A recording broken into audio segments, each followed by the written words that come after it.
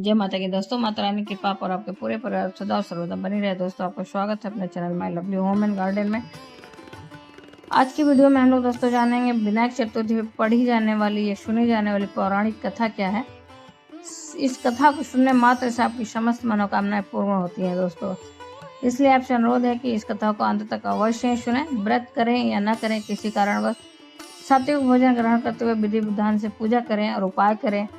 साथ ही व्रत की कथा अवश्य सुने, जिससे आपको इस व्रत का पूर्ण फल प्राप्त हो दोस्तों। और हमारे ग्रंथों में, हमारे शास्त्रों में ऐसा वर्णित है कि यदि कोई आप व्रत या त्योहार से संबंधित कथा सुन रहे हैं तो उसे अंत तक अवश्य सुने, बीच में न छोड़ें, वरना दोष भी लग सकता है दोस्तों। इस वीडियो की कोई भी जानकारी आपको अच्छी और उपयोगी लगे तो लाइक करना ना भूलें और सब्सक्राइब करें मेरे चैनल को। बेल नोटिफिकेशन अवश्य दबाएं, जिससे आने वाली वीडियो आपको सर्वप्रथम मिल सके दोस्तों। कोई भी प्रश्न या सुझाव हो तो कमेंट बॉक्स में अवश्य ही लिखें। हम लोग जानते हैं पौराणिक कथा क्या है। श्री गणेश चतुर्थी व्रत की पौराणिक कथा के अनुसार एक बार भगवान शिव तथा माता पार्वती नर्मदा नदी के किनारे बैठे थे। वहां माता पार्वती ने भगवान शिव के आग्रह किया कि समय व्यतीत करने के लिए चौपड़ खेलने को। शिव चौपड़ खेलने के लिए तैयार हो गए और बात ये आ गई कि इस खेल का हार और जीत का फैसला कौन करेगा। यह प्रश्न उनके समक्ष उठा तो भगवान शिव ने कुछ तिनके एकत्रित कर उसका एक पुतला बनाकर उसकी प्राण प्रतिष्ठा कर दी और पुतले से कहा, बेटा हम चौपड़ खेलना चाहते हैं, परंतु हमारी हार और जीत का फैसला करने वाला कोई नहीं है, इसलिए तुम इस फैसले को करना और बताना कि कौन जीता और कौन हारा।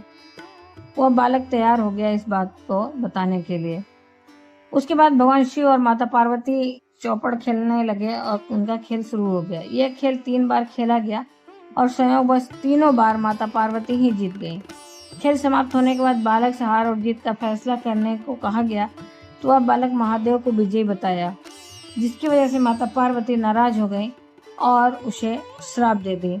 यह बात सुनकर माता पार्वती को क्रोध आ गया दोस्तों, और उन्होंने कहा कि बालक को लंगड़ा होने की श्राप दे दी, कीचड़ में पड़े रहने का श्राप दे दिया। बालक ने माता पार्वती से माफी मांगी और कहा कि यह मुझसे अज्ञानतावश हुआ है, मैंने ऐसा जानबूझकर या किसी द्वेष भाव से नहीं किया है, माता मुझे क्षमा करें। बालक द्वारा क्षमा मांगे जाने पर माता ने कहा, यहाँ गणेश पूजन के लिए नाग कन्याएं आएंगी, उनके कहे अनुसार तुम गणेश व्रत करो, ऐसा करने से तुम मुझे प्राप्त करोगे। यह कहकर माता पार्वती शिव के साथ कैलाश पर्वत पर चली गई। 1 वर्ष के बाद उस स्थान पर नाग कन्याएं आईं। तब नाग कन्याओं से श्री गणेश के व्रत की विधि मालूम करने पर उस बालक ने 21 दिन तक लगातार गणेश जी का व्रत किया और उनकी श्रद्धा से गणेश जी की पूजा वंदना की। इस पूजा और वंदना और श्रद्धा को देखकर भगवान गणेश जी प्रसन्न हुए। उन्होंने बालक को मनोवांछित फल मांगने को कहा। उस पर उस बालक ने कहा, हे विनायक, मुझ में इतनी शक्ति दीजिए कि मैं अपने पैरों से चलकर अपने माता पिता के पास कैलाश पर्वत पर पहुंच सकूं और वह यह देखकर प्रसन्न हो। तब बालक को वरदान देकर श्री गणेश अंतर्ध्यान हो गए।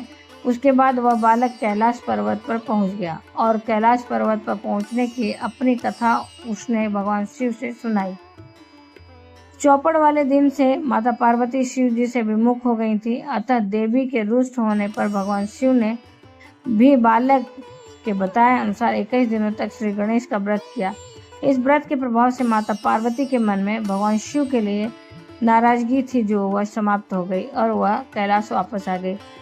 तब यह व्रत विधि भगवान शिव ने माता पार्वती को बताई। यह सुनकर माता पार्वती के मन में भी अपने पुत्र कार्तिकेय के लिए मिलने की इच्छा जागृत हुई। तब माता पार्वती ने भी 21 दिन तक श्री गणेश का व्रत किया तथा दुर्बा, फूल, लड्डू आदि गणेश जी को अर्पित करते हुए पूजन किया। व्रत के 21वें दिन कार्तिकेय स्वयं माता पार्वती से आ मिले। उस दिन से श्री गणेश चतुर्थी का यह व्रत समस्त मनोकामनाओं की पूर्ति करने वाला व्रत माना जाता है। इस व्रत को करने से मनुष्य के सारे कष्ट दूर हो जाते हैं दोस्तों। मनुष्य के सारे सुख सुविधाएं प्राप्त हो जाती हैं। तो दोस्तों ये तो रही गणेश चतुर्थी से संबंधित पौराणिक कथा, जिसे सुनने मात्र से ही आपके सारे संकट दूर हो जाते हैं दोस्तों।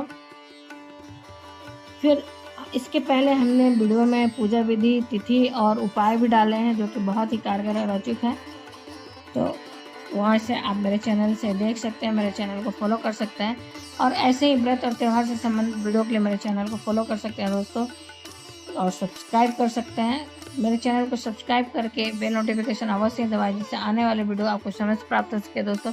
कोई भी प्रश्न या सुझाव हो तो कमेंट बॉक्स में लिख सकते हैं। फिर मिलते हैं एक नई जानकारी के साथ नए वीडियो में। तब तक के लिए जय माता की, माता रानी की कृपा और आपके पूरे परिवार पर सदा और सर्वदा बनी रहे दोस्तों। धन्यवाद।